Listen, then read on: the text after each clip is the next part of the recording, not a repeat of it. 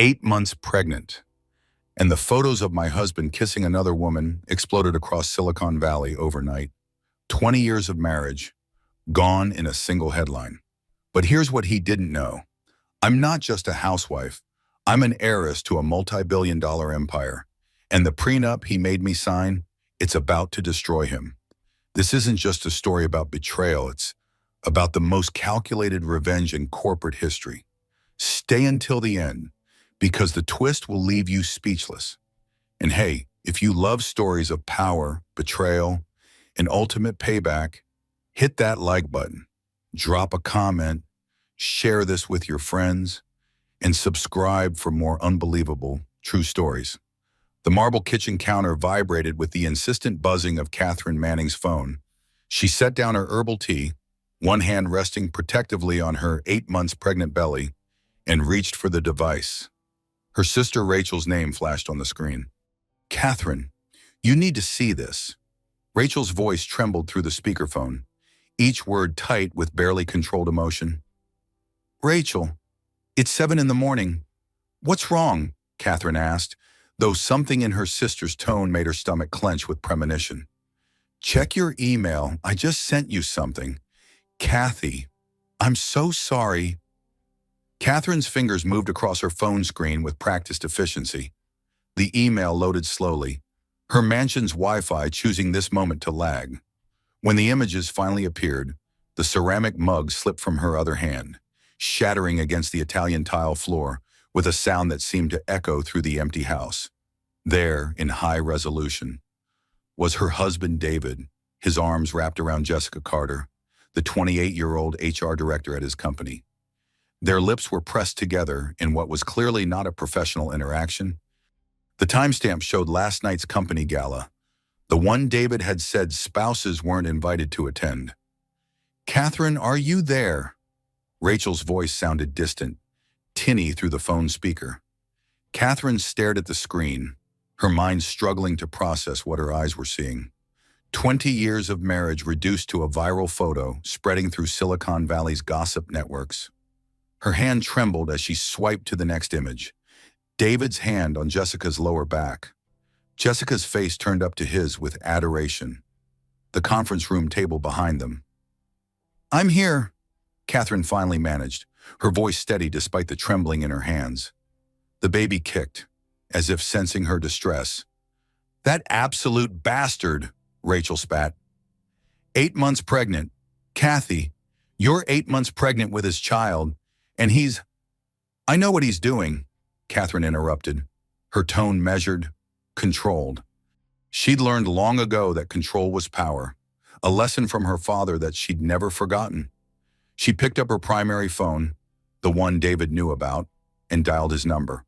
It rang once, twice, 3 times before going to voicemail. His professional message played, the one she'd heard him record in this very kitchen 6 months ago, talking about building their future together. "David, please call me immediately," she said after the beep, surprised at how calm she sounded. "We need to discuss the photos from last night's gala." The grandfather clock in the hallway chimed the quarter hour, its deep resonance filling the silence. Outside, she could hear the pool filter humming its morning rhythm, the sound of their neighbor's gardener starting his leaf blower. Everything sounded exactly as it had yesterday morning, and the morning before that, stretching back through 2 decades of carefully constructed normalcy. Catherine walked carefully around the broken mug, her designer slippers crunching on ceramic shards. She moved to the windows overlooking their backyard, the one where they'd hosted countless barbecues, where David had pushed her on the swing he'd installed when they'd first started trying for children 15 years ago. Her phone buzzed. David's response was a text, not a call, in meetings all morning. "We'll call later," Catherine almost laughing. After 20 years, she knew his patterns. In meetings was David speak for buying time to construct his story. She'd watched him do it with business partners, with employees who'd discovered discrepancies, with anyone who threatened the perfect image of David Manning, self-made millionaire and CEO of Manning Technologies. What David didn't know, what he'd never known, was that Catherine had been watching him play these games from the beginning, because Catherine Manning had a secret of her own, one she'd kept for their entire marriage. Her maiden name wasn't Murphy, as she'd told him when they'd met at Stanford. It was Sullivan. Catherine Sullivan, daughter of Thomas Sullivan, the tech billionaire who'd built an empire before his death 5 years ago. She'd hidden it all the trust fund worth $500 million, the connections to every major player in Silicon Valley, the education at Swiss finishing schools before Stanford. She'd wanted to be loved for herself, not her fortune. She'd wanted a marriage built on partnership, not power. Her phone rang again. This time it was David. "Kate, listen, it's not what it looks like," he said immediately, using that CEO voice he employed for damage control with investors. "You're kissing Jessica Carter at your company party while I'm home carrying your child," Catherine stated simply. "What exactly should it look like?" David. It was a moment of celebration. We just closed the Singapore deal. Emotions were high. Champagne was flowing. "Stop!" Catherine interrupted. "Just stop. Come home. We need to talk in person." "I can't right now. The board meeting." "David," her voice carried a note he'd never heard before, something that made him pause mid-excuse. "Come home now, or I'll have this conversation with you through my lawyer." The silence stretched between them, filled with 20 years of accumulated moments, their first date at a campus coffee shop, their wedding in her parents' backyard. He'd never questioned why her family was so small, so carefully curated, the years of fertility treatments, the joy when she'd finally gotten pregnant at 42. "I'll be there in an hour," he said finally. Catherine ended the call and immediately dialed another number, one she'd kept in her phone under emergency cleaning service. "Eleanor Fitzgerald's office," came the crisp British accent of her secret family attorney. "Eleanor, it's Catherine Sullivan. I need you to pull the files we discussed." "Oh, my dear." Eleanor's voice softened with understanding. "He's finally shown his true colors, has he? The entire city has seen his true colors. The photos are everywhere. I'll have everything ready within the hour. Catherine, are you certain you want to proceed? Once we begin, David Manning learns who he really married," Catherine said, steel in her voice. "And the prenup he insisted I sign becomes the instrument of his own destruction." She heard Eleanor's satisfied chuckle. "Page 47 was always my favorite part of that document. The infidelity clause he never bothered to read." Catherine touched her belly, feeling her daughter kick again. 20 years, Eleanor. I gave him 20 years to be the man he pretended to be. And now, my dear, you get to be the woman you always were." After ending the call, Catherine walked slowly upstairs to their bedroom, her bedroom now. She supposed. The California king bed was still unmade on David's side, his pillow bearing the indent of his head from 2 nights ago. The last time he'd come home, his closet door stood open, revealing rows of designer suits she'd helped him pick, ties she'd given him for birthdays and Christ days, the cufflinks that had belonged to her real father. She sat on her side of the bed and opened the hidden panel in her nightstand, pulling out a photograph she hadn't looked at in years. It showed her with her father at her real graduation from Stanford, not the scaled-down ceremony she'd arranged for David to attend. Thomas Sullivan stood beside her, his arm around her shoulders, pride radiating from his weathered face. "Never let them see your cards until you're ready to win everything, Katie," he'd told her that day. "But when you're ready, play to win."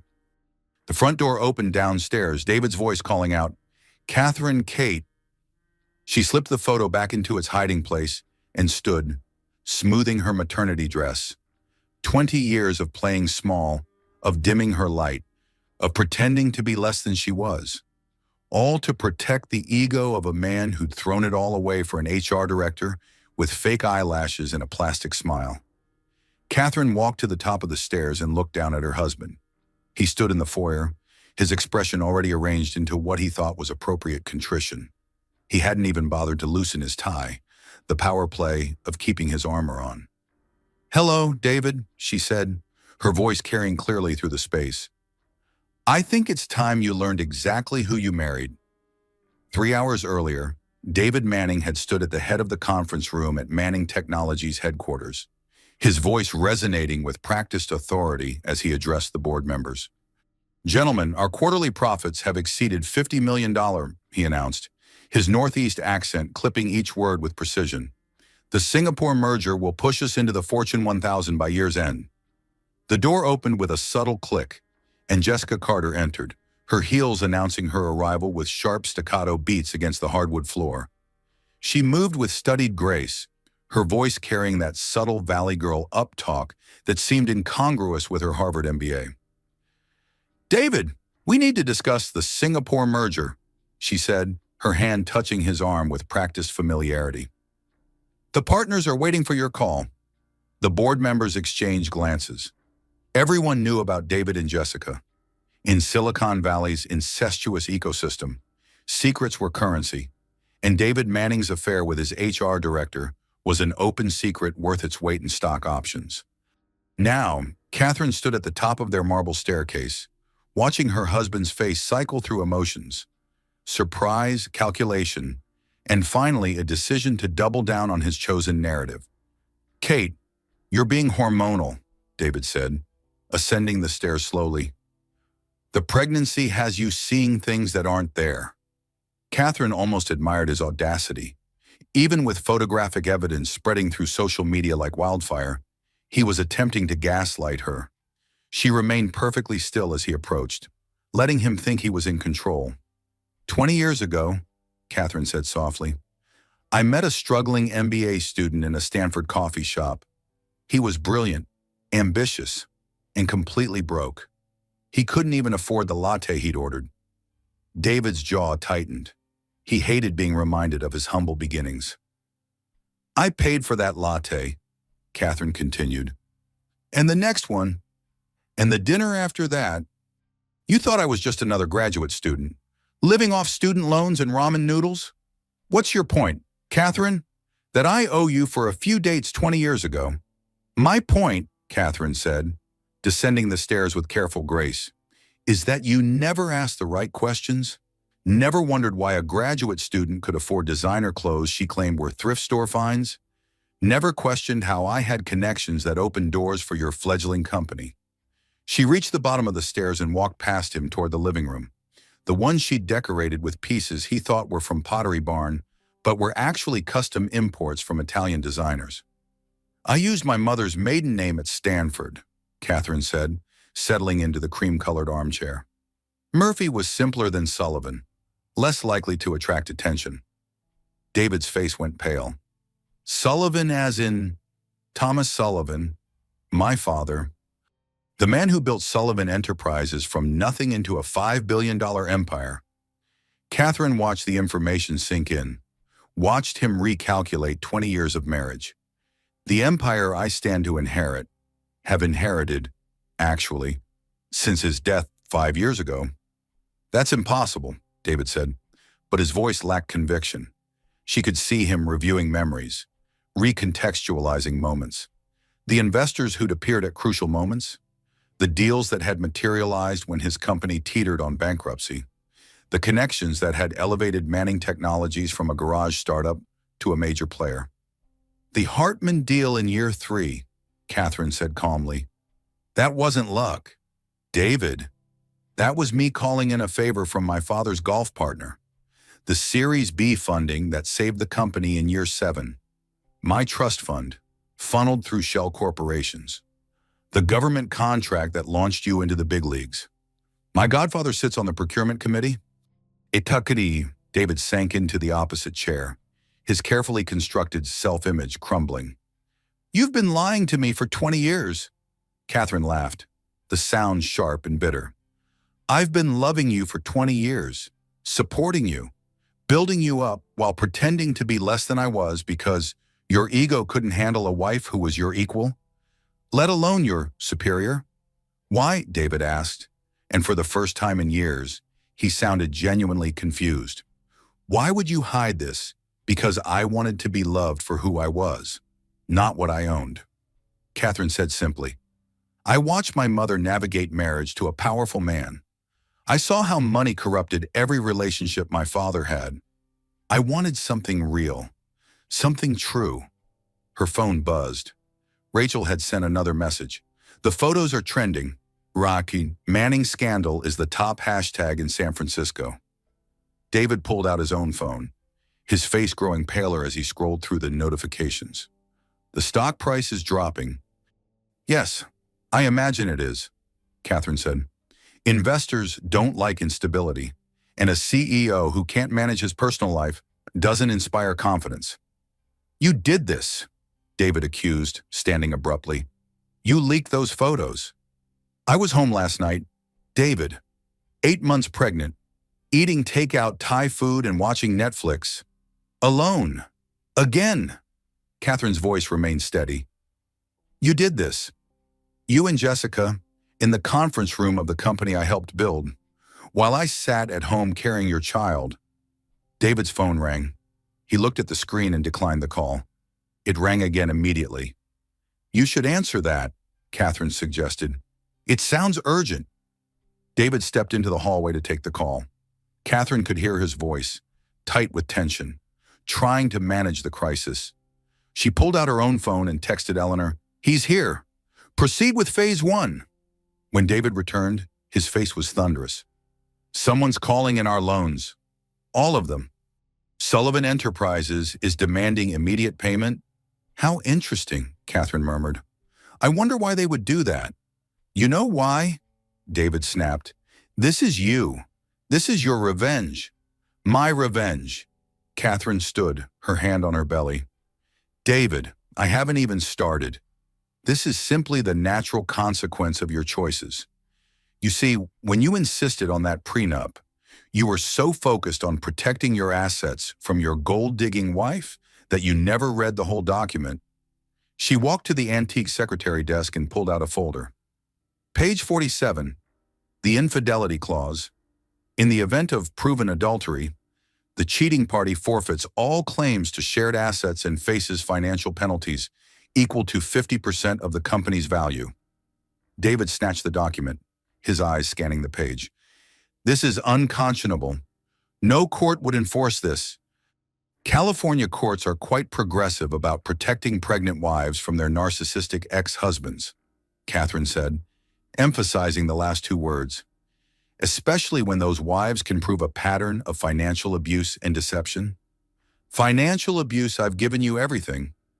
You've given me an allowance from money I secretly provided, Catherine corrected. You've controlled every aspect of our finances while building your company with my inheritance. That's textbook financial abuse. David. His phone was ringing again and again. The outside world was demanding his attention, his explanation, his leadership. But David Manning, CEO and millionaire, stood frozen in his living room, watching his carefully constructed life crumble. I want a divorce, he said suddenly, as if the words were a power play, a way to regain control. Catherine smiled. Oh, David, that's the first intelligent thing you've said all morning. Eleanor will send over the papers this afternoon. I'll fight you, he threatened. I'll take everything. No court will give you anything when they learn about your deception. My deception. Catherine walked closer to him, close enough that he could see the steel in her eyes he'd never noticed before. I hid my maiden name. You hid an affair. I protected your ego. You betrayed our marriage. I don't think the courts will have trouble determining who the villain is in this story. The doorbell rang. They both turned toward the sound. That would be Eleanor, Catherine said. She's eager to discuss the divorce settlement, all $200 million of it. Eleanor Fitzgerald entered the Manning residence with the bearing of British royalty, her silver hair perfectly coiffed, her suit impeccable despite the early hour. She carried a leather briefcase that probably cost more than most people's monthly mortgage, and her eyes swept over David with the kind of disdain typically reserved for something unfortunate on the bottom of one's shoe. Mr. Manning, she said, her crisp accent making his name sound like an insult. How unfortunate to finally meet you under these circumstances. Who the hell are you? David demanded, his composure cracking. Eleanor Fitzgerald, senior partner at Fitzgerald, Stone and Associates. I've been managing the Sullivan family's legal affairs for 30 years. She set her briefcase on the coffee table with deliberate precision. I've also been maintaining a rather comprehensive file on you, Mr. Manning, at Catherine's request. You've been spying on me. David turned to Catherine, his face flushed with anger. Not spying, Eleanor corrected. Documenting. There's a significant legal difference. Catherine asked me to maintain records in case they were ever needed. It seems that day has arrived. She pulled out a tablet and began scrolling through files. Shall we review January 15th? Dinner with Jessica Carter at Chez Laurent. Charged to the company card but listed as a client meeting. January 28th. Weekend in Napa. Same companion. Same fraudulent expense report. February 14th, Valentine's Day. How trite, a particularly expensive bracelet from Tiffany's. Also somehow a business expense. With each date, David's face grew paler. Catherine watched from her chair, one hand resting on her belly, feeling her daughter respond to the tension in the room with increased movement. March 3rd, Eleanor continued. The first time you told Jessica you loved her, we have the text messages. March 20th, when you promised her you'd leave your wife after the baby was born. April 2nd. Stop, David said weakly. How do you have any of this, Mr. Manning? You used company devices for your personal communications. Company devices that, according to the enterprise agreement, can be monitored for appropriate use. Catherine owns 51% of that company, though you never knew it. She has every legal right to access those records. Rachel entered through the front door without knocking, carrying a tray of coffee and looking like an avenging angel in designer jeans. Kathy, I brought reinforcements. Decaf for you. Obviously, extra strong for everyone else. We're going to need it. She set the tray down and glared at David. You absolute bastard. Do you have any idea what you've thrown away? Rachel, this doesn't concern you, David said, attempting to regain some authority. My pregnant sister doesn't concern me, Rachel's voice rose. The man who built his entire millionaire empire on her money, telling her she's nothing, doesn't concern me. Rachel, Catherine said softly, and her sister stopped mid-tirade. They'd always had that connection, that ability to communicate without words. Eleanor cleared her throat. Shall we discuss the prenuptial agreement, Mr. Manning? I assume you have your copy. I need to call my lawyer, David said. By all means, Eleanor said, gesturing to his phone. Though I should warn you that James Whitman is currently in a meeting with 3 other senior partners at his firm, discussing whether representing you might constitute a conflict of interest, given that Sullivan Enterprises is one of their largest clients. David's phone rang before he could dial. He looked at the screen and his expression darkened further. It's Jessica.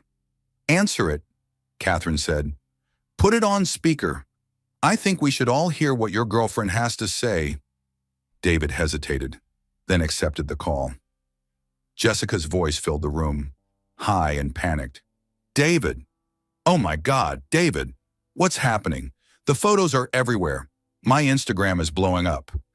This is, so bad for my brand. Jessica, calm down. Calm down, David. I'm getting death threats. They're calling me a homewrecker. You said she didn't matter, that the marriage was already over. Catherine and Rachel exchanged glances. Eleanor was recording everything on her tablet. We'll handle this, David said, trying to sound reassuring. Just stay calm and don't talk to anyone. Handle it how David. If this affects my position at the company, your position is secure. Is it? Because I'm hearing rumors that your wife owns the company. Is that true? David's silence was answer enough. Jessica's voice rose to a shriek. You told me you built that company yourself. You said she was just some housewife who didn't understand your vision. David, if you've been lying to me. We'll discuss this later, David said firmly and ended the call. Some housewife, Rachel muttered. Kathy, remember what Dad always said? Never let them see your cards until you're ready to win everything. Catherine and Rachel said in unison. Eleanor pulled out a thick document from her briefcase. Now, about that prenup. Mr. Manning, you insisted on this agreement to protect your assets. You had your lawyer draft it. You presented it to Catherine 2 weeks before the wedding with an ultimatum: sign it or the wedding was off. Standard practice, David said defensively. I had to protect what I was building. Indeed, and Catherine signed it after making a few small additions that your lawyer approved without, apparently, reading them carefully. Eleanor smiled, a sharp expression that reminded Catherine of a shark sensing blood. Page 47, subsection C. Would you like me to read it aloud? She didn't wait for his response. In the event that either party commits adultery, defined as intimate physical or emotional relationships outside the marriage, the offending party shall forfeit all claims to marital assets and pay penalties equal to 50% of their net worth at the time of divorce, including all holdings, stock options, and business interests. That's not enforceable, David said weakly. Oh, but it is. You see, you insisted on making this prenup ironclad. You wanted to ensure it couldn't be challenged. Your lawyer added language making it binding under all circumstances. You literally trapped yourself. Mr. Manning, Catherine stood and walked to the window, looking out at the garden she'd cultivated for 20 years. David, do you remember our 5th anniversary? You gave me that little ceramic bird, apologizing that you couldn't afford more. What does that have to do with anything? I have the Cartier necklace you were actually going to give me, before you decided I wasn't worth it. I found the receipt in your jacket. You returned it and bought the ceramic bird from a street vendor instead. You kept the difference, $30,000, and used it to wine and dine potential investors. She turned to face him. Every anniversary, every birthday, every Christmas, you did the same thing. You'd budget for an appropriate gift, then give me something small and pocket the rest. 20 years of financial manipulation, all documented. You're twisting everything, David protested. I was building our future. You were building your future, Catherine corrected, using my money, my connections, and my silence. Well, I'm done being silent. Eleanor pulled out another document. This is the filing for divorce on grounds of adultery and financial abuse. The evidence is overwhelming and indisputable. With the prenup you insisted upon, you're looking at walking away with essentially nothing. Nothing. I built that company with my client's money, Eleanor said smoothly. Every major investment, every crucial influx of capital came from Sullivan Family Trusts. We have the paper trail. Manning Technologies is built on Sullivan money, which makes it a Sullivan asset. David's phone was ringing constantly now. Board members, investors, employees, everyone wanting answers he didn't have. I need time to think, he said desperately. You've had 20 years, Catherine said quietly. That's more than enough time. Rachel moved to stand beside her sister, a united front of Sullivan women. Kathy, tell him about the baby. David's head snapped up. What about the baby? She'll be born a Sullivan, Catherine said, her hand protective over her belly. Victoria Thomas Sullivan. She'll carry my father's name, my family's legacy. You'll have visitation rights, of course, pending court approval and child support payments. Child support, David laughed bitterly. With what money you're taking everything? You're an intelligent man. David, I'm sure you'll figure something out.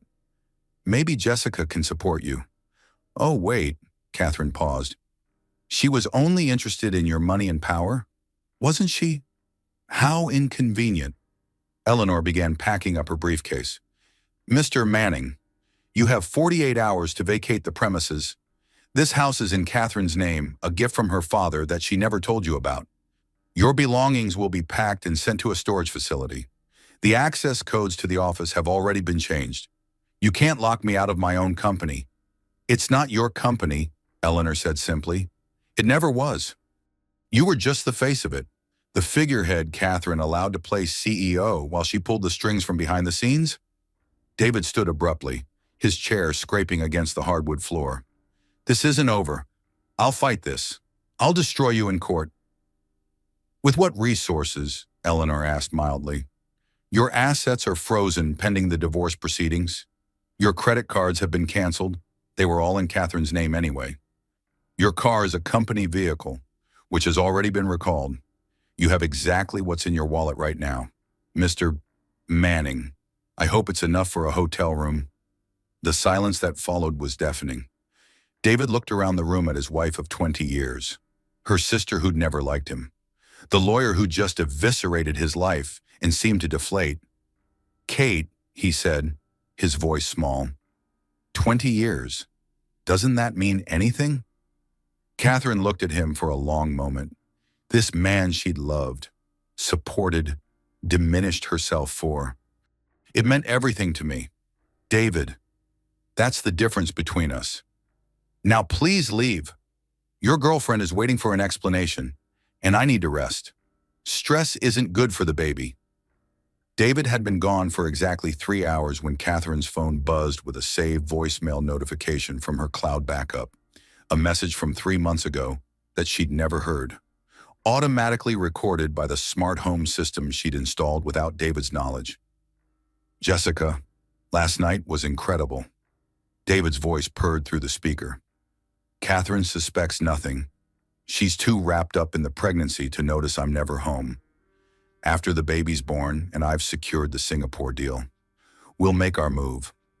I'll divorce her, take half of everything. She's got more family money than she lets on. I'm sure of it, and we'll build our empire together. Rachel, who was still there making tea, gasped. He's been planning this for months. Longer, probably, Catherine said calmly, saving the recording to multiple secure servers. Good, that makes what I'm about to do easier. She picked up her phone and made a call that was 20 years overdue. Marcus Cooper, she said when the phone was answered. This is Catherine Sullivan. Yes, Thomas's daughter. It's time to activate the succession plan. Within an hour, the Sullivan family's war room had assembled in downtown San Francisco. The office occupied the entire top floor of a building David passed every day, never knowing his wife owned it. Marcus Cooper, who bore no relation to Jessica despite sharing a surname, stood at the head of a conference table that could seat 30. Mrs. Manning, excuse me, Ms. Sullivan, Marcus corrected himself, his voice carrying the precise diction of someone who'd learned English at Oxford. Your father's empire awaits your command. We've been maintaining everything in trust, as per his instructions. The room began filling with Silicon Valley titans, people David would have killed to have a meeting with, all here at Catherine's summons. Margaret Stone entered, her silver hair and sharp suit making her look like the apex predator she was in the business world. Catherine Sullivan, Margaret said warmly, embracing her. Your father would be so proud. When he told me his daughter was hiding in plain sight, playing the supportive wife, I thought he was joking. He understood, Catherine said. He knew I needed to learn who people really were when they didn't know who I was. And what did you learn? Margaret asked. That most people are exactly who they show you they are. We just choose not to see it. Marcus cleared his throat. Shall we discuss Manning Technologies? Your husband, excuse me, your soon-to-be ex-husband, is currently at the Four Seasons, trying to convince investors not to pull out. He's failing spectacularly. A screen descended from the ceiling, showing real-time stock prices. Manning Technologies was down 23% and falling. How much would it take to acquire 51%? Catherine asked. At current prices, approximately $75 million, Marcus replied. Pocket change for Sullivan Enterprises. Do it, Catherine said without hesitation. But slowly. I don't want him to know it's us until it's too late. Her phone rang. David's number. Put him on speaker, Margaret suggested with a predatory smile. Catherine, what have you done? David's voice was ragged, desperate. Someone's buying up shares. The board is panicking. The market responds to scandal. David, you know that. You've used it to your advantage before. destroying competitors with leaked information. How does it feel to be on the other side? This is different. This is our life, our company, my company, Catherine corrected. Built with my money, my connections, my strategic planning that you took credit for. Every major deal you celebrated, David, I orchestrated it. The Patterson contract, I played golf with Patterson's wife. The government defense contract, my godfather is a general. The Singapore merger you're so proud of, I've been laying the groundwork for 2 years. Silence from David's end. Then, you're lying, Catherine laughed. Marcus, pull up the email records. The screen changed to show a series of emails, Catherine's private account, sending strategic advice to David's work email, but routed through dummy accounts so he never knew the source. Remember your mysterious advisor, Deep Thought 2, Catherine asked. The one who always seemed to know exactly what move to make. Hello. David, it's been me all along. That's impossible. Deep Thought 42 knew things about our competitors that only someone with Sullivan resources could know. Yes. Margaret leaned toward the phone. Mr. Manning, this is Margaret Stone. You might recognize my name from the Fortune 500 list. I'm calling an emergency board meeting for Manning Technologies tomorrow morning. As a new majority shareholder, I'll be nominating Catherine Sullivan as CEO. I suspect the vote will be unanimous. The call ended with David's strangled protest cut short. Catherine turned to the assembled team. I want a complete audit of Manning Technologies. Every deal, every contract, every employee. Jessica Carter is to be terminated for cause she's been embezzling with David's help, hiding personal expenses as business costs. Already documented, Eleanor said, entering the war room with a satisfied expression. Ms. Chen has been quite careless. She's been selling company information to competitors, thinking she was being clever. We have evidence of at least 15 instances of corporate espionage. Send it to the FBI, Catherine said. Let them handle her. Her phone buzzed with a text from David. You've become cruel. She showed it to Rachel, who snorted. You should respond. No, I've become visible. Instead, Catherine typed, I've become exactly who I always was. You just never bothered to look. Marcus pulled up another screen. Your father's full estate, Ms. Sullivan. You've been living on less than 1% of your available resources? The numbers were staggering. Properties in 12 countries, investment portfolios worth billions, art collections, patents, a biotech company developing cancer treatments, a renewable energy firm, stakes in 3 major airlines. He built all this, Rachel asked, awestruck. He built it for the next generation, Catherine said, touching her belly. For Victoria, for the grandchildren he'd never meet but knew would come. Speaking of your daughter, Margaret said, we should discuss her future. With the Sullivan Trust and what we're about to acquire from Manning Technologies, she'll be one of the wealthiest children in America. She'll also be educated about it, Catherine said firmly. No hiding, no pretending to be less than she is. She'll know her worth from day one. Marcus's assistant entered, whispered something in his ear. He smiled broadly. It's done. We own 51% of Manning Technologies. Congratulations, Miss Sullivan. You're now the majority owner of your ex-husband's company. Catherine didn't celebrate. She simply nodded, as if acquiring a multi-million-dollar company was an everyday occurrence. In her father's world, her world now it was. Schedule the board meeting for 9 a.m. tomorrow, she instructed. Have security ready in case David tries to cause a scene, and Marcus start the paperwork to rebrand. Sullivan Manning Technologies has a nice ring to it. Don't you think? The next morning, Catherine walked into Chez Laurent at precisely noon, wearing a Caroline Herrera dress that had been hanging in her closet for 3 years. Tags still on because David had said it was too much for a housewife. Her pregnancy gave her a regal bearing, and heads turned as she moved through the restaurant. David and Jessica sat at a corner table, champagne flutes in hand, apparently celebrating despite the chaos surrounding them. Catherine had known they'd be here. David was nothing if not predictable, and this was where he'd brought all his mistresses over the years. Yes, mistresses, plural. Jessica was just the latest in a long line Catherine had documented but never confronted him about. "Celebrating already?" Catherine asked, her voice carrying across the suddenly silent restaurant. David jerked to his feet, nearly knocking over his champagne. "Kate, what are you doing here?" "Having lunch," Catherine said simply. "This is a public restaurant. David, though I'm surprised you can afford it, given your current financial situation." Jessica giggled nervously, that irritating uptalk making every statement a question. "This is, like, super awkward." "Awkward?" Catherine turned her attention to the younger woman, taking in the designer clothes that Catherine's money had ultimately paid for. "Jessica, did David mention his company is built on my money?" The giggling stopped. "What? Every victory you celebrated with him? Every bonus you received funded by my inheritance?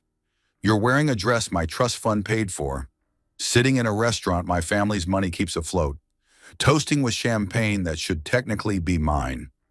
David stepped forward. "Kate, not here. You're making a scene." "No, David. You made the scene when you brought your mistress to our anniversary restaurant." Catherine's voice never rose, but it commanded attention. Every diner in the restaurant was watching, phones discreetly recording. Jessica's face was cycling through emotions: confusion, anger, fear. "David, what does she mean? Her money?" "The struggling MBA student I married needed startup capital," Catherine explained patiently, as if talking to a child. "He needed connections, introductions, strategic advice. I provided all of it, secretly, letting him take the credit because his ego couldn't handle a wife who was smarter and wealthier than he was." "You told me she was just a housewife."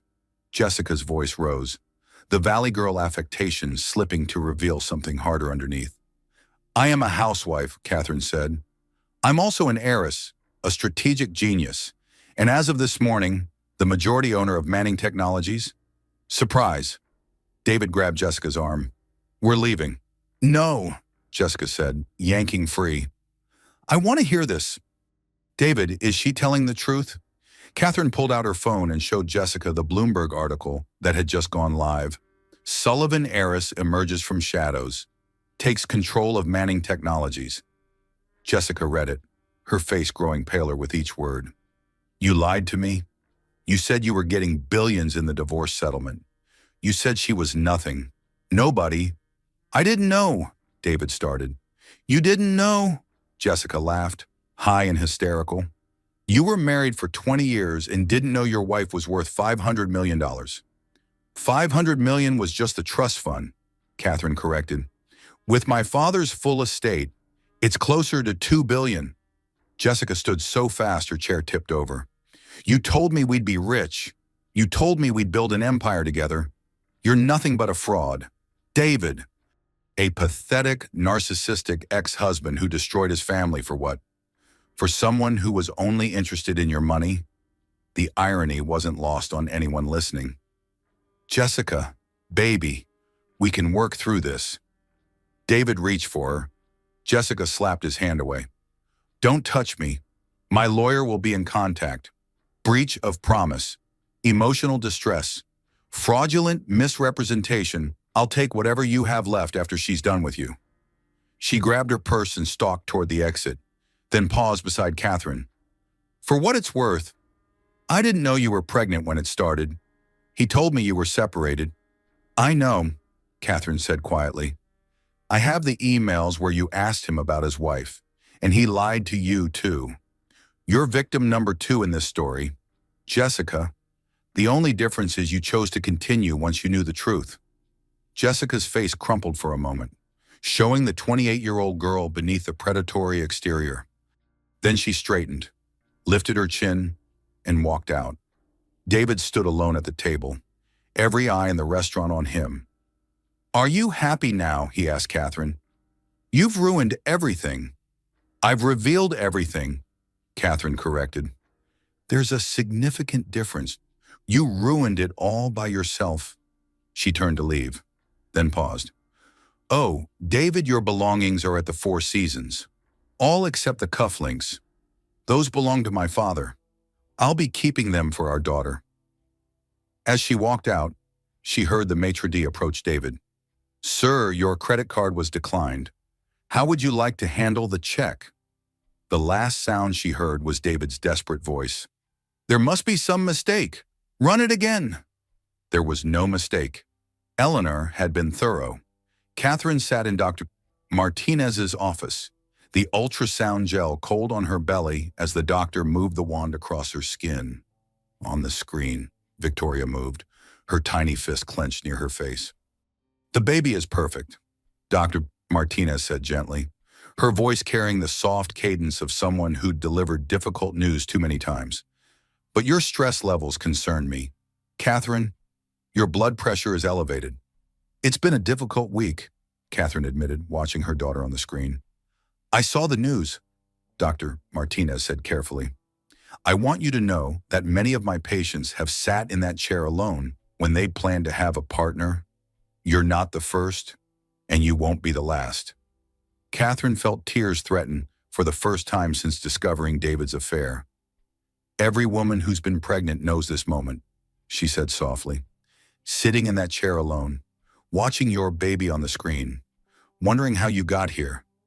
But not every woman has your strength, Dr. Martinez said, or your resources. This little girl is lucky to have you. Catherine's phone buzzed. She put it on silent, but the screen showed 17 missed calls from various media outlets. The story had gone viral not just in Silicon Valley, but nationally. The billionaire heiress who'd hidden her identity for love, only to be betrayed by her narcissistic ex-husband, was apparently the story America needed right now. After the appointment, Catherine sat in her car in the parking garage, finally answering one of the calls. Mrs. Miss Sullivan. Mark Thompson from TechCrunch was persistently professional. I'd love to get your side of the story. My side, Catherine laughed. Mr. Thompson, there aren't sides to truth. There's just truth. Why hide your identity for 2 decades? Catherine thought about how to answer. Have you ever been loved, Mr. Thompson? Really loved, for exactly who you are, not what you can provide. Yes. Then you're luckier than most. I wanted that. I wanted to be chosen for myself, not my bank account. So I became Catherine Murphy, grad student, nobody special, and for a while it worked. But David Manning built his company on your money. David Manning built his company on the myth of the self-made millionaire. It's a compelling story, the genius entrepreneur who started with nothing. Much more compelling than rich wife bankrolls husband's ego project. That's harsh. That's honest. Print this. Mr. Thompson, I spent 20 years making myself smaller so my husband could feel bigger. I'm done with that now. She ended the call and drove to the nearest Starbucks, needing normalcy, needing to be around people who didn't know or care who she was. She wore a baseball cap and sunglasses, her pregnant belly hidden under a loose sweatshirt. That's when she heard Jessica's voice from the corner table. David's ex is totally psycho, Jessica was saying to a group of women Catherine recognized as other tech company HR directors. She's like claiming she's some heiress now. Isn't she pregnant, though? One of them asked. That's her problem, Jessica said with a cruel laugh. David wants a DNA test anyway. He thinks she might have been cheating too, trying to baby trap him. Catherine pulled out her phone and hit record. But the Bloomberg article, another woman started. Please, Jessica interrupted. Anyone can fake documents. She's just a bitter housewife having a midlife crisis. She'll be lucky if David doesn't sue her for defamation. What about the prenup? David's lawyers are going to destroy it. She'll get nothing. Maybe some minimal child support, but David's already moving assets offshore. She'll be lucky to get $1,000 a month. Catherine recorded for 5 more minutes, capturing Jessica's lies, her admission that David was hiding assets, her casual cruelty about the baby. Then she sent the recording to Eleanor with a simple message: defamation suit, today. Within 3 hours, Jessica Carter was served with papers at her desk at Manning Technologies, her former desk. As it turned out, since Catherine had terminated her that morning for corporate espionage, social media exploded. Team Catherine started trending. Women from around the world shared their own stories of financial abuse, of making themselves smaller for insecure men, of midlife transformations that came from finally choosing themselves. Catherine read the messages in her home office, her real office, the one behind the hidden panel in what David had thought was a linen closet. Thousands of women saying "me too," not about assault, but about the slow erosion of self that came from loving a narcissistic partner. Her phone rang. Margaret Stone. "The board meeting is tomorrow," Margaret said. "David's been calling board members all day, trying to rally support. He's failing spectacularly." "Let him try," Catherine said. "The more he fights, the worse he looks. You know he'll show up tomorrow. I'm counting on it. Have security ready, but don't stop him unless he becomes violent. I want everyone to see exactly who David Manning really is." That night, Catherine stood in Victoria's nursery, the one she'd decorated alone while David was on business trips with Jessica. She'd painted it soft yellow, not knowing if she was having a boy or girl, wanting to be surprised. "Your grandfather would have loved you," she told her belly. "He would have taught you what he taught me, that power isn't about money. It's about knowing your worth and never letting anyone convince you it's less than it is." The baby kicked, strong and insistent. "That's my girl," Catherine whispered. "Strong like your mama. Stronger. Hopefully, you won't have to hide who you are. Not ever." The restraining order was granted at 10 a.m. By 2 a.m. the next morning, Catherine's new security system was screaming alerts through the house. She checked the camera feed from her phone, unsurprised to see David at the gate, clearly drunk, shouting into the intercom. "Kate, please, we can work this out." His voice slurred through the speaker. 20 years, baby. Remember Santa Barbara. Remember our wedding." Catherine didn't respond. She simply started recording. "I know you're there," David continued. "I can see your bedroom light. Kate, Jessica means nothing. You're my wife. You're carrying my child."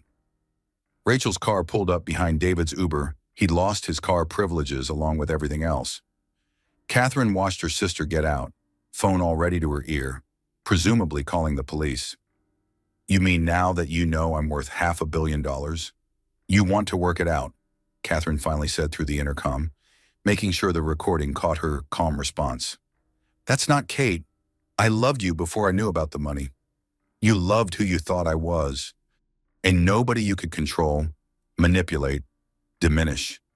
You loved having someone who would make you feel like a big man, a millionaire entrepreneur genius. You never loved me. David, you loved the mirror I held up for you." "That's not true." Rachel had reached the gate now. "David, you're violating the restraining order. The police are on their way. This is none of your business." "Rachel, my pregnant sister is my business. My sister who you cheated on, humiliated, and are now harassing at 2 a.m. is very much my business." The police arrived within minutes, lights flashing, but no sirens. This was Palo Alto, after all, where even arrests were discreet. "Mr. Manning," the officer said, "you need to come with us." "This is my house," David shouted. "That's my wife. I have rights." "According to this restraining order, you don't," the officer said patiently. "Sir, you can come quietly, or we can arrest you. Your choice." Catherine watched David crumble, all his CEO bravado evaporating. He went with the officers, but not before shouting one last time, "You'll regret this, Catherine." The next morning, the attempted violation was all over the news. The security footage had somehow been leaked. Catherine suspected Rachel but didn't ask. David Manning, fallen tech CEO, drunk and desperate at his pregnant ex-wife's gate, became the meme of the day. Jessica struck while he was down. Her lawsuit hit the news cycle by noon: breach of promise, emotional distress, sexual harassment. She was claiming David had promised to divorce his wife and marry her, promising her an executive position and a share of his billions.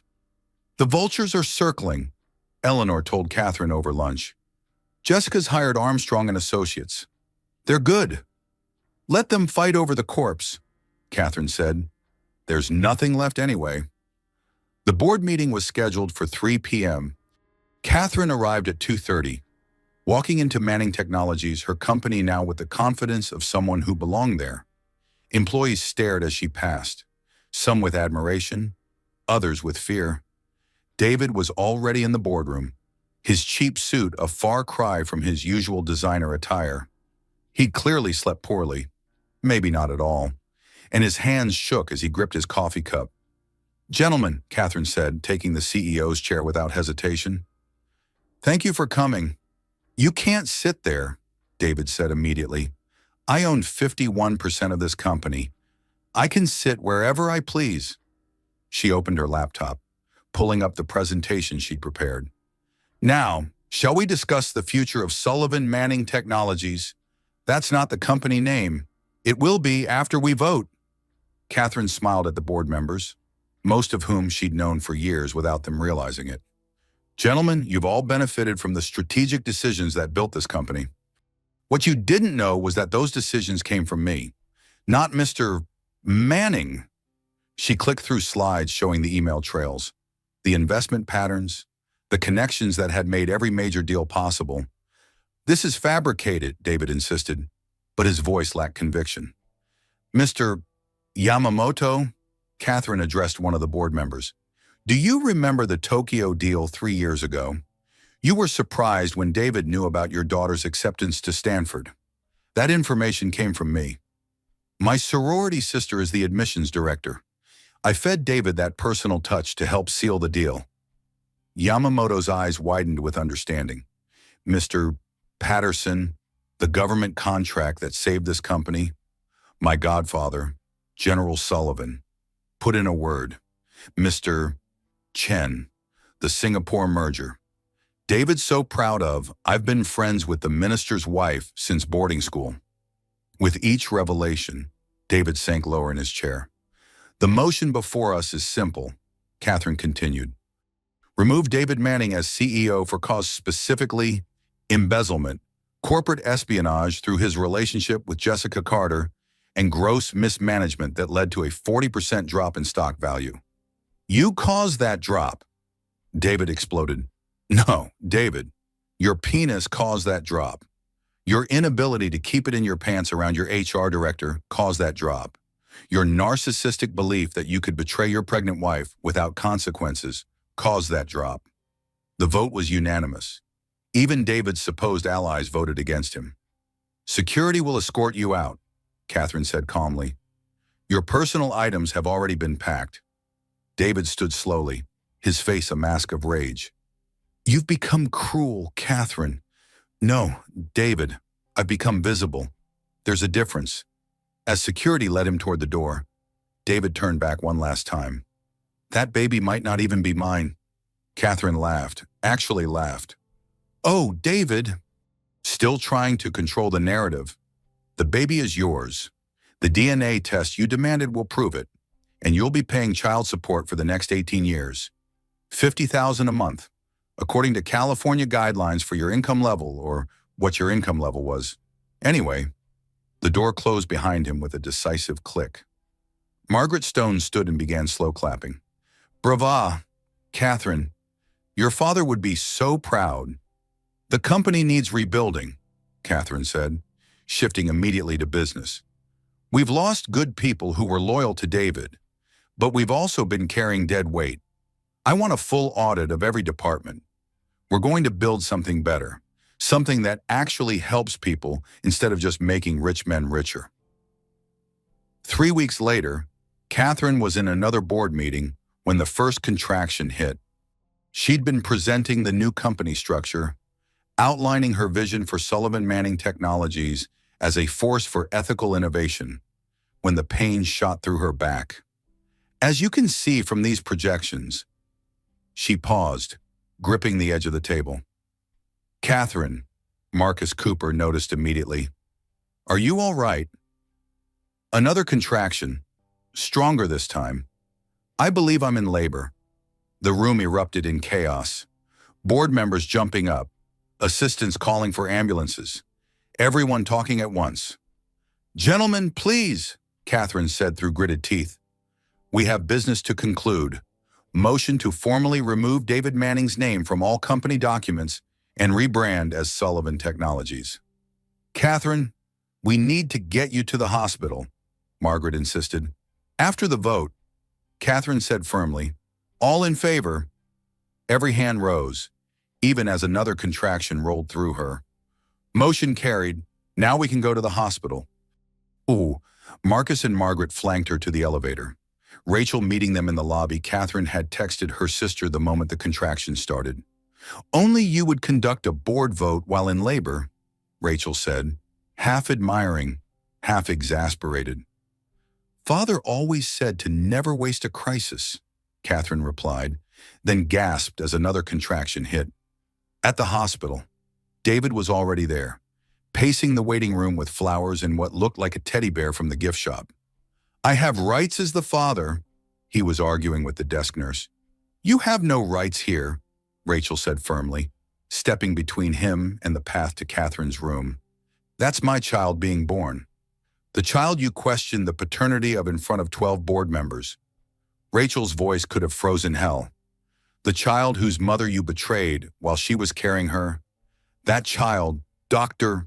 Martinez appeared, calm and professional.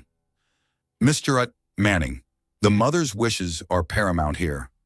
Ms. Sullivan has been clear that you're not to be admitted. I'll sue this hospital. With what money? Rachel asked sweetly.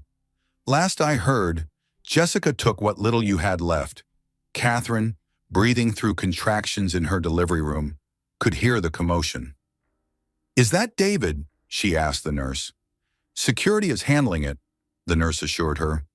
8 hours later, at 11:59 p.m., Victoria Thomas Sullivan entered the world, screaming and perfect.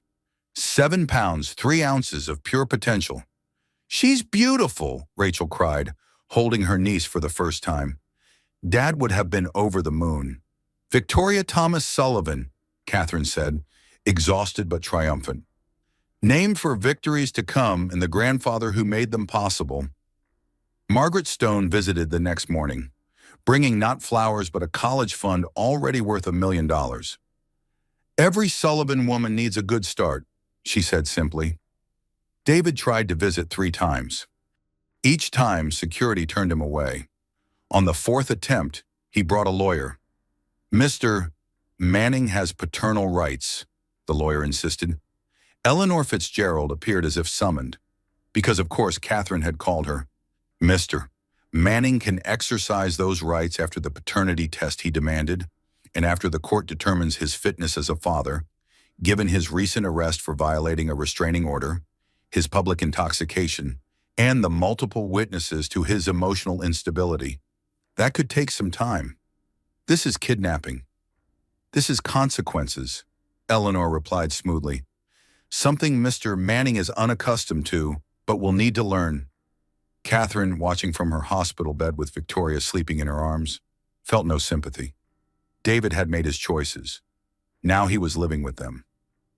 Her phone buzzed with a text from an unknown number. She opened it to find a message from Jessica. Congratulations on the baby. For what it's worth. I'm sorry. He fooled us both. Catherine deleted it without responding. Jessica's remorse was as shallow as her affection had been. Both women had been victims of David's narcissism, but Jessica had been a willing participant in the destruction of a family. That was unforgivable. 6 weeks postpartum. Catherine walked back into Sullivan Technologies carrying Victoria in a designer baby carrier. The sight of their new CEO with her infant daughter strapped to her chest sent a clear message the Old Boys Club was officially over. The emergency board meeting had been called to address David's final attempt at revenge, a hostile takeover backed by a consortium of investors who thought a company run by a new mother would be easy pickings. David sat at the far end of the table, his borrowed suit ill-fitting, his face gaunt from stress and whatever he'd been drinking to cope. Beside him sat his new lawyer, a hungry young attorney who'd taken the case on contingency, hoping for a piece of whatever they could salvage. "Gentlemen," Catherine said, taking her seat at the head of the table while Victoria slept peacefully against her chest. "I understand there's a motion to challenge my leadership." David's lawyer stood. "My client contends that Miss Sullivan obtained her shares through fraudulent means and marital manipulation." Catherine actually smiled. Marital manipulation? That's a fascinating choice of words from the man who spent 20 years financially abusing his wife while conducting multiple affairs. "Alleged affairs," the lawyer corrected. Catherine pulled out her tablet. "Would you like to see the evidence? I have receipts, emails, text messages, hotel records, credit card statements, all documenting at least 7 affairs over the course of our marriage." Jessica Carter was just the latest and most public. The board members shifted uncomfortably. Most of them had their own Jessica Carters hidden away. "That's irrelevant to the business at hand," David said, speaking for the first time. "Is it?" Catherine asked. "You're claiming I manipulated you, but the evidence shows you were systematically deceiving me for 2 decades. You took my strategic advice, claimed it as your own brilliance, and built your reputation on my invisible labor. Who exactly was manipulating whom?" She clicked through to her presentation. "Let me show you all something. These are the company's financials for the past 20 years, overlaid with my documented contributions."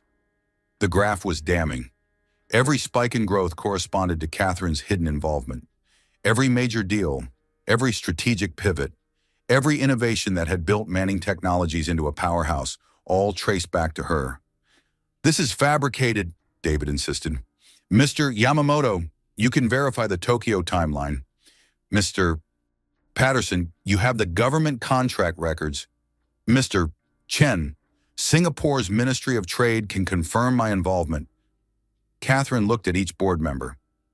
"Gentlemen, I haven't hidden my contributions to protect David's ego anymore.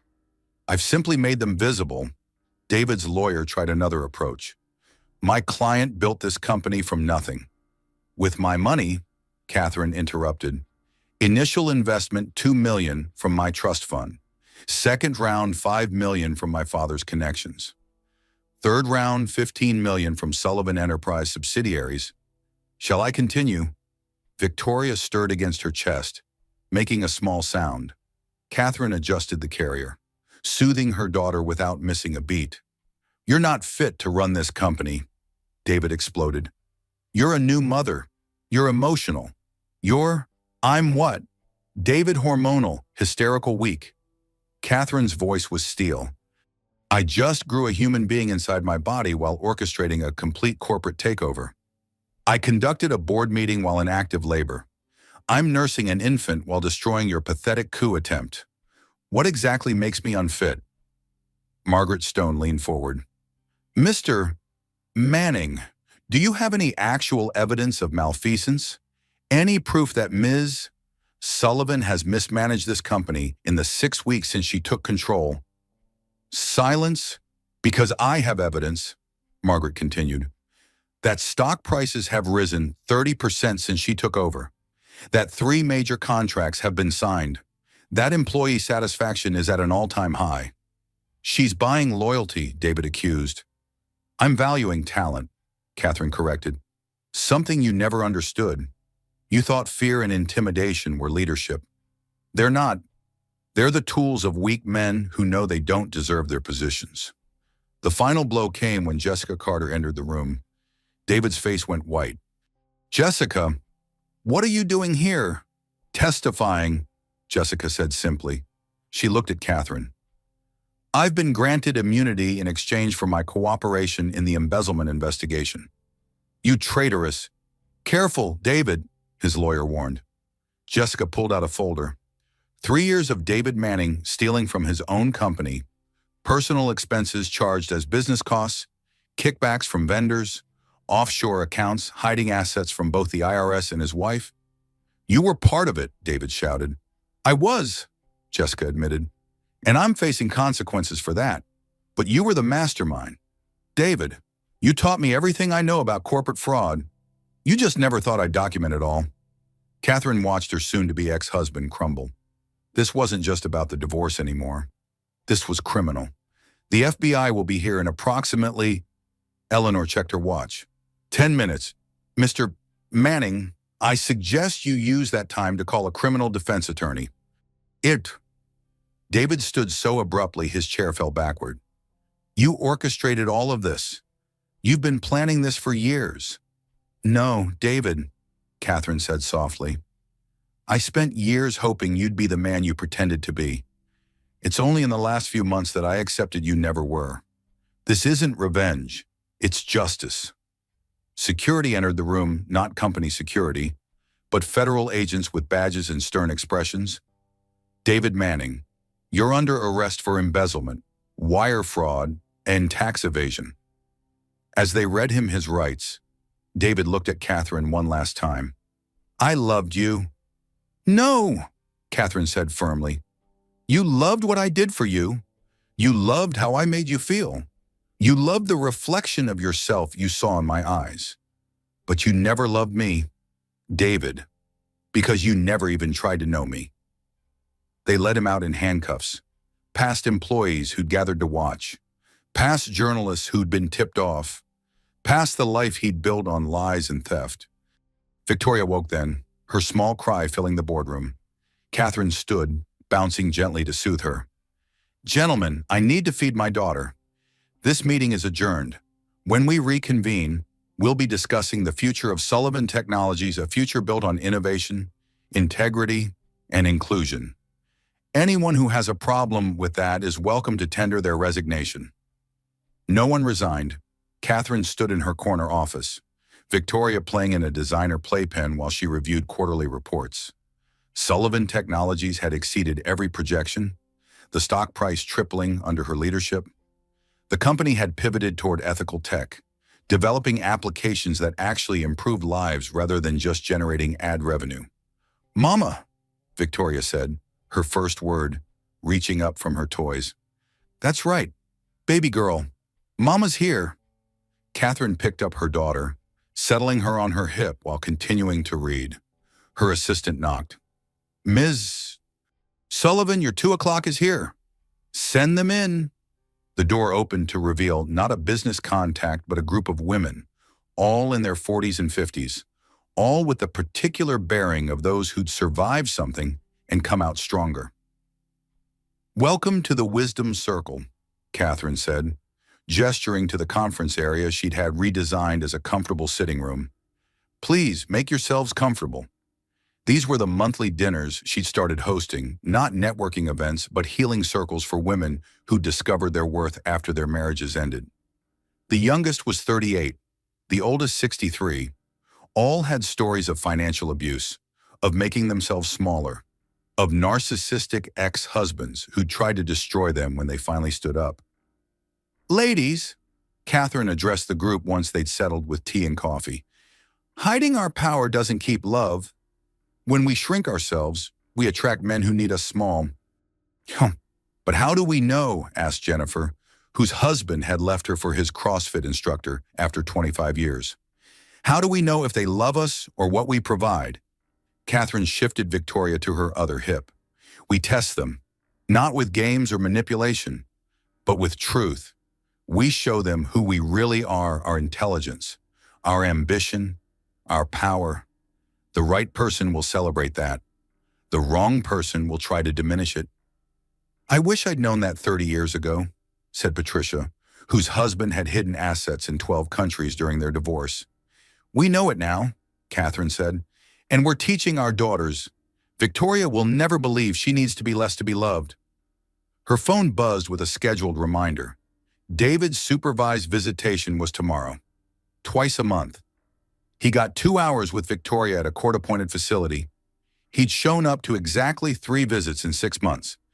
After the Wisdom Circle dispersed, Catherine drove to the cemetery where her father was buried. She brought Victoria often, wanting her daughter to know where she came from, even if she'd never meet the man who'd made it all possible.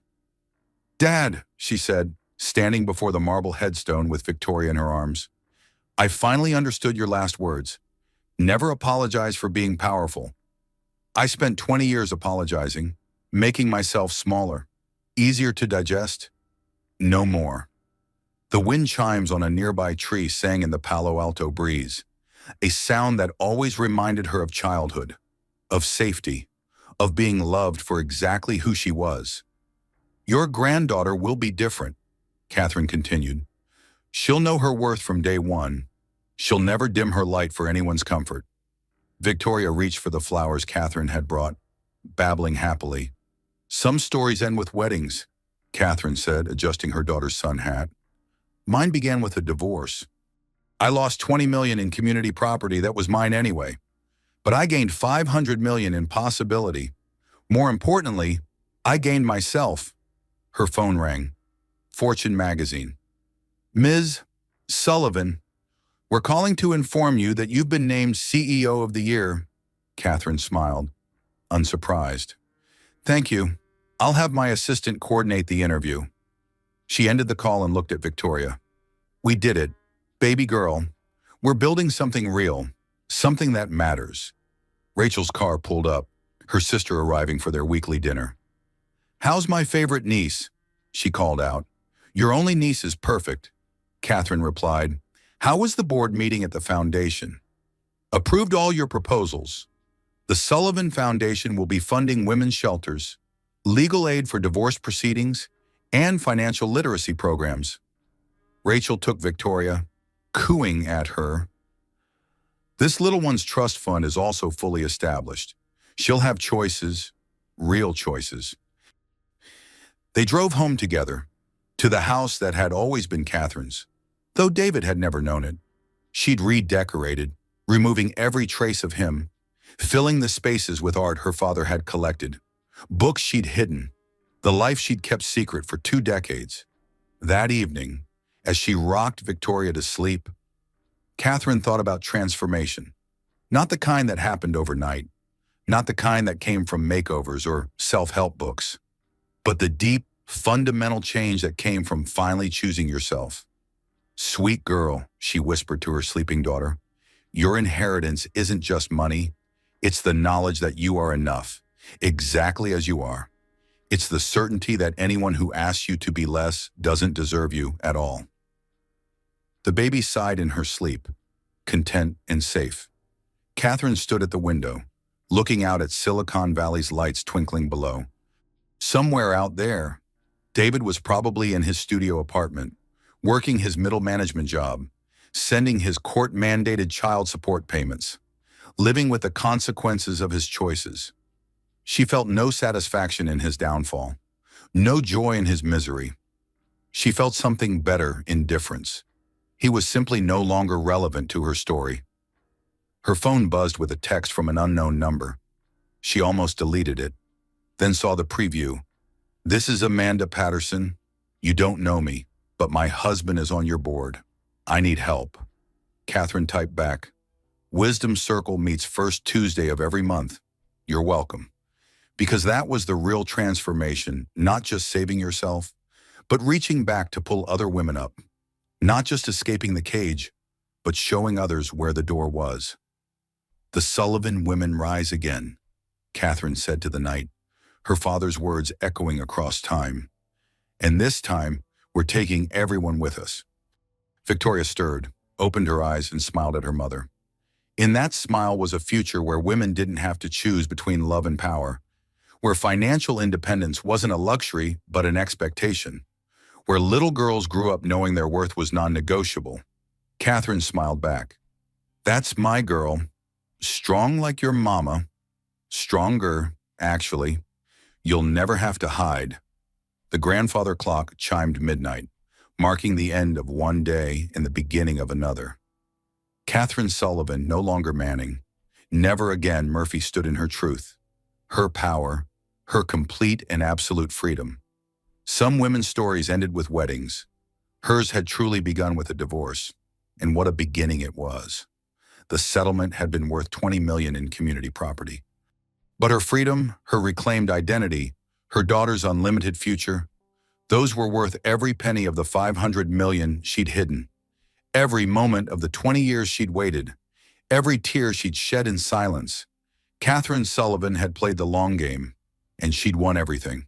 5 years later, Sullivan Technologies rang the opening bell at the New York Stock Exchange. Catherine stood on the platform with Victoria, now a confident 5-year-old who asked intelligent questions about everything she saw. "Mama, why are all those people down there?" Victoria asked, pointing at the trading floor.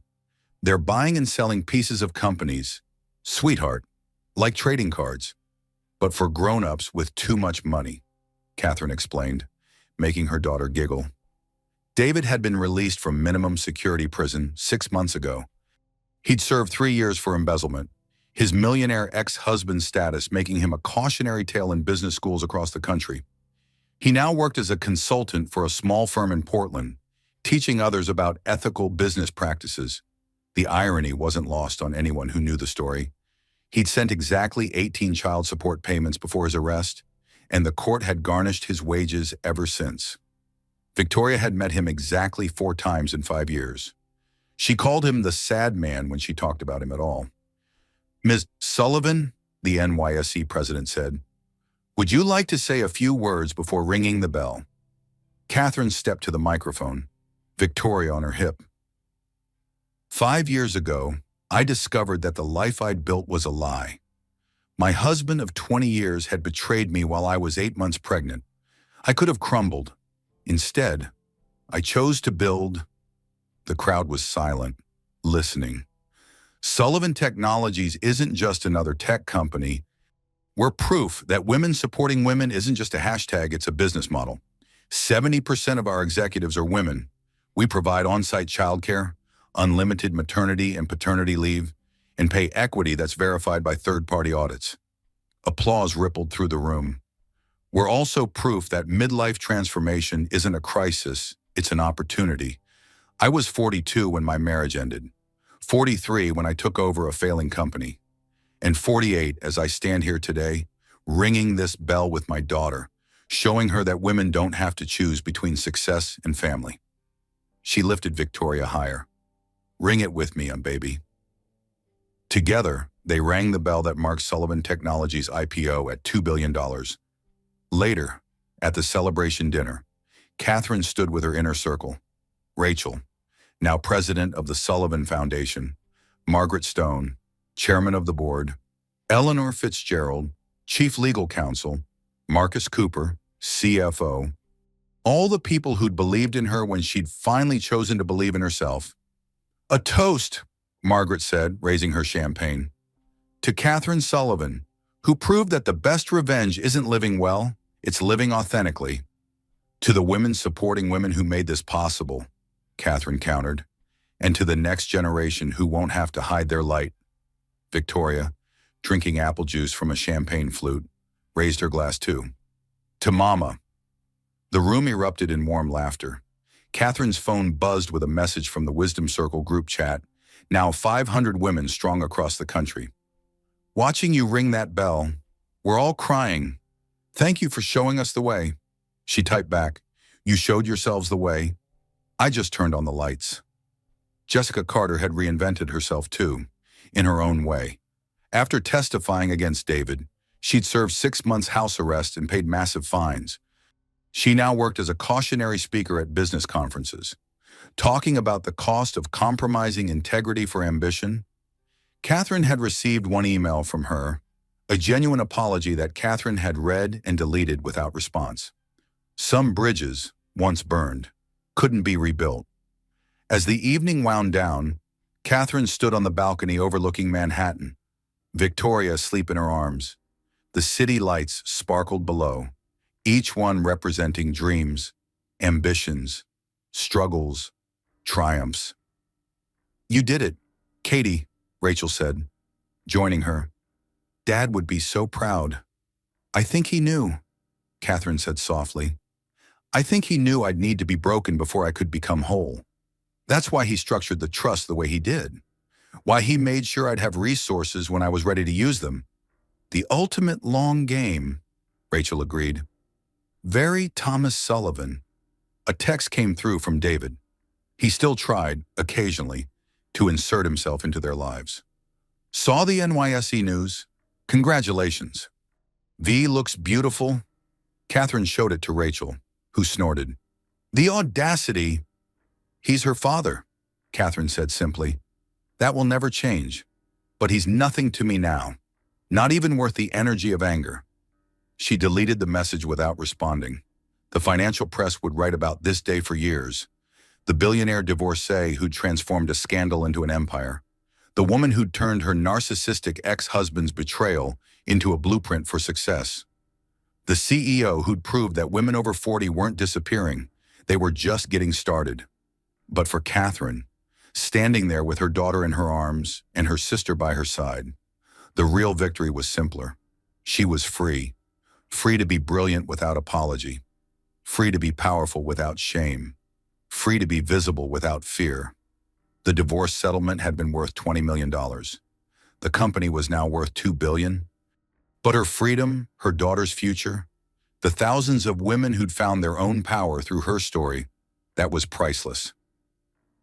Come on, Rachel said. Let's get this little one to bed. Tomorrow you have a conference call with Tokyo, a board meeting at noon, and dinner with the president's economic advisor. Catherine smiled. Just another day in the life of a woman who refused to disappear. They walked back inside, where their chosen family waited. No one mentioned David Manning anymore. He'd become what he'd always feared most irrelevant. A footnote in someone else's success story. Catherine Sullivan, on the other hand, had become exactly what she'd always been, hidden beneath 20 years of calculated diminishment, extraordinary, and she was just getting started. Catherine Sullivan learned what millions of women discover, that sometimes losing everything you thought you wanted reveals everything you were meant to become. Her marriage was worth $20 million in community property, but her freedom was worth $500 million in possibility. And her daughter Victoria would inherit both fortune and wisdom, never knowing a world where women had to choose between love and power. The Sullivan legacy continued, stronger for being tested, brighter for being hidden, and infinitely more powerful for finally being free.